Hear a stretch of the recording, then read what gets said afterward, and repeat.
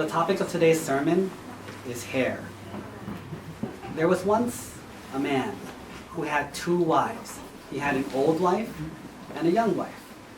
Now, every time he went to go visit the old wife, she would feel like he looked young.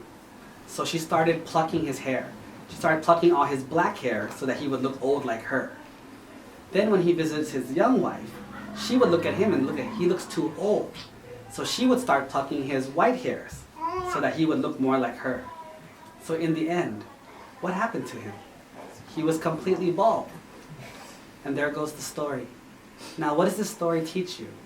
The story teaches you that if you want a lot and you spread yourself too thin, or you go and play on both sides of the fence, the thing is, you will overexert yourself and you will have to reach and deal with the problems of both sides.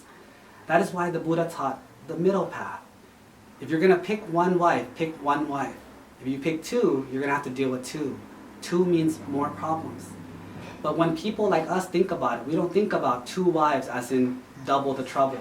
We think about it as two wives as double the fun. And there is fun, but there's also trouble. Think about all the husbands out there that have a hard enough time dealing with one wife. And when you think about it that way, and you think about two, it's not more fun, it's more trouble.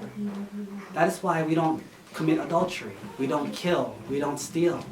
Because going for more doesn't mean more pleasure. Going for more means more trouble, more things that you have to deal with. And so we walk the middle path. You have to see what you can handle.